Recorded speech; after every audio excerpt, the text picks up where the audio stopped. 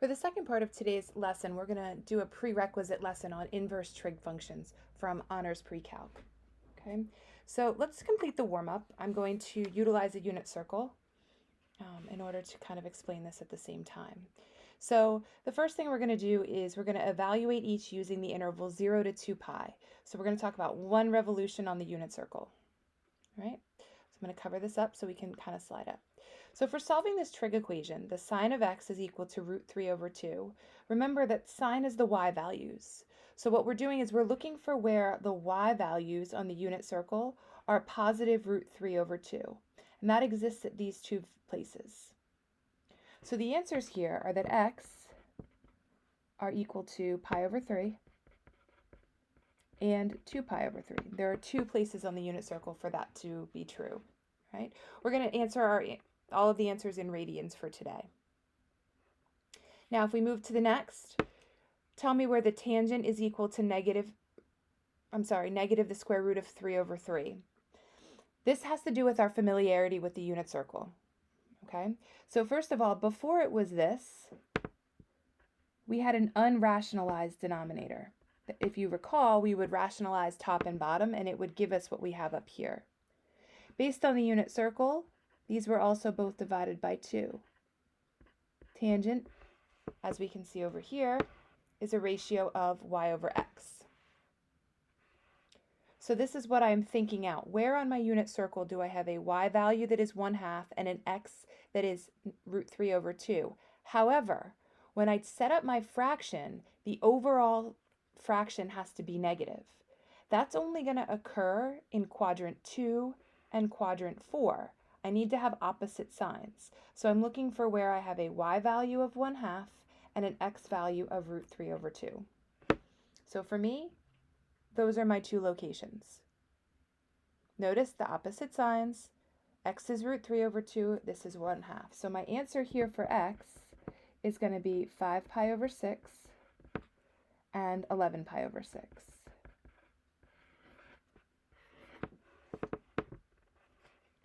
Let's move over one more.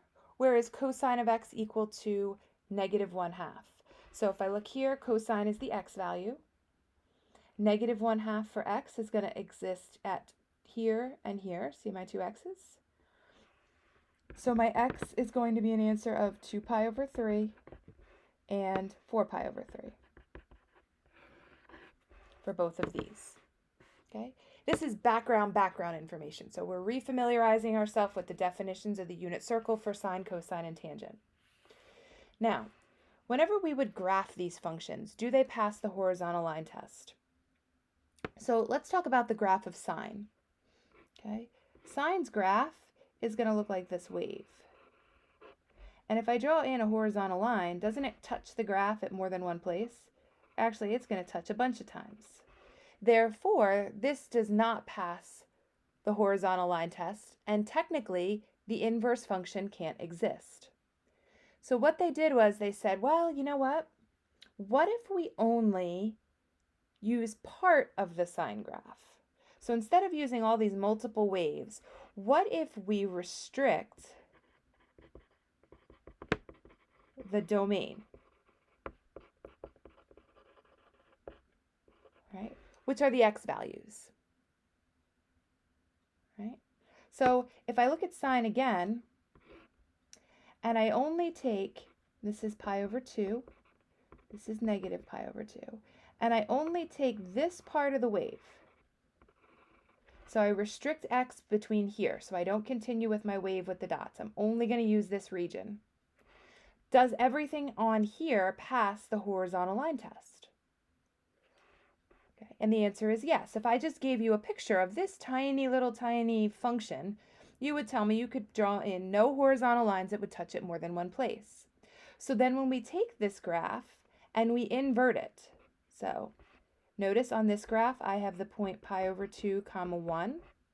If I look at 1 comma pi over 2, 1 comma pi over 2, I'm inverting the x's and y's. So remember, the inverse is when we take the x and y in the table and we switch them and replot them. This is my new graph.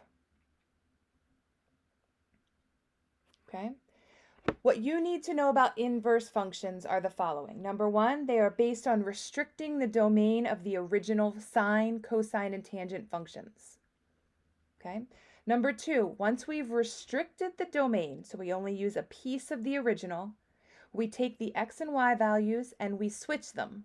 So it goes from pi over 2 comma 1 to 1 comma pi over 2 and replot them.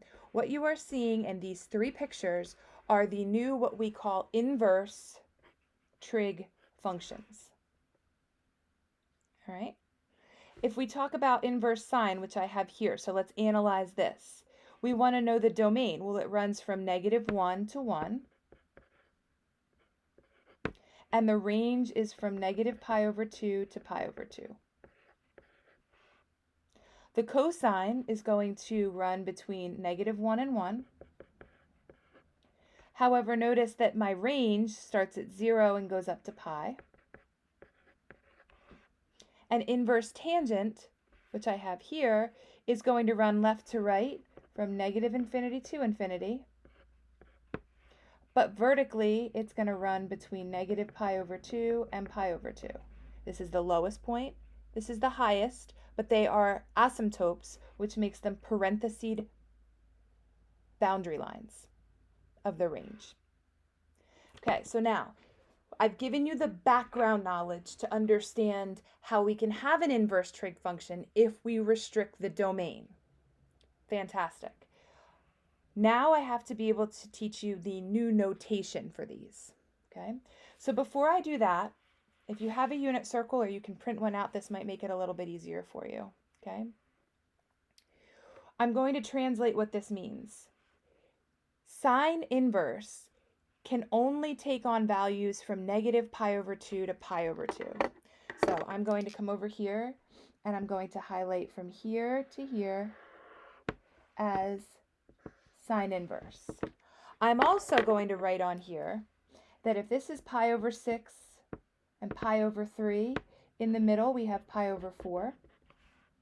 Okay, going down this way, I have negative pi over 6, not 11 pi over 6. In the middle, I have negative pi over 4. And then down here, I'm going to have negative pi over 3, and this is negative pi over 2. So please do not use the values on the inside. Use these values. Going up here, I'm going to have my pi over 6, pi over 4, pi over 3, and pi over 2. Sine and tangent both will use these intervals. Cosine is between 0 and pi. Okay, so this is my color coordinated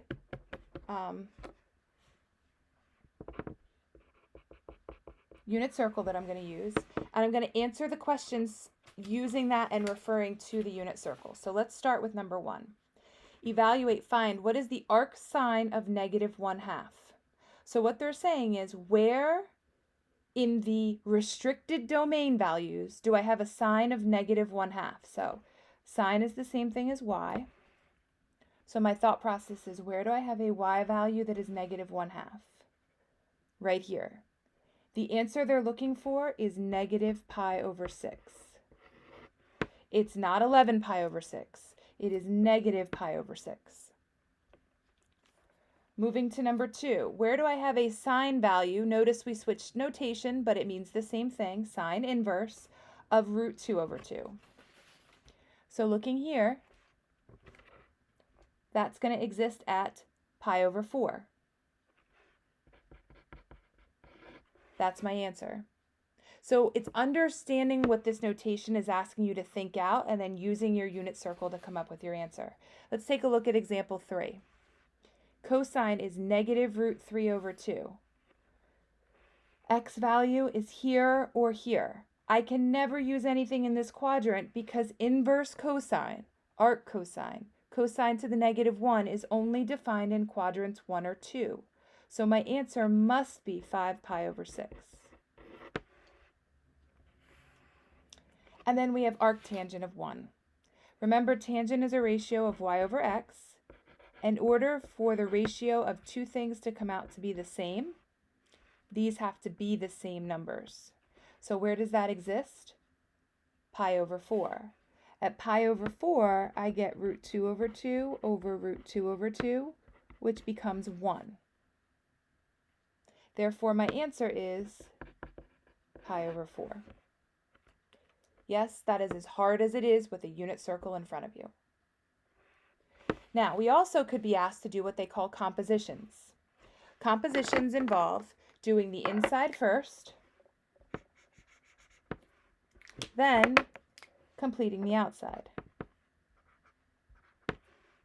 So take a look here. What is the arc sine of negative 1/2? So the arc sine of negative 1/2 is going to be right here, negative pi over 6. So I substitute this into the inside. And now I have to answer the question. What is the cosine at negative pi over 6? Cosine is the x value, and the x value at negative pi over 6 is root 3 over 2. Start on the inside, answer the question, and then work to the outside. So let's try example 5. All right, I'm going to color coordinate the same way. So the first thing I want to focus on is right here. Where do I have an arc tangent of 1? So my thought is tangent y over x is equal to 1. And in order for that to happen, top and bottom have to be exactly the same with the same sign. That only happens at pi over 4. So I'm going to substitute that answer, pi over 4, in, and now you have to tell me what is the sine at pi over 4. Sine is the y value, and the y value is root 2 over 2. Final answer. Okay. If you need these filled in, you can. I thought you would know the 45s at this point as being root 2 over 2's. Let's try the last example, example 6. What is the cosine at pi over 6? So I'm going to start on the inside. Okay, so the cosine at pi over 6 is going to be root 3 over 2. The x value is root 3 over 2. There's my substitution. But now I need to figure out what is the arc sine of root 3 over 2. So arc sine is only defined in the blue. Where do I have a sine value that is root 3 over 2? Right here. So coming out, the answer is going to be pi over 6.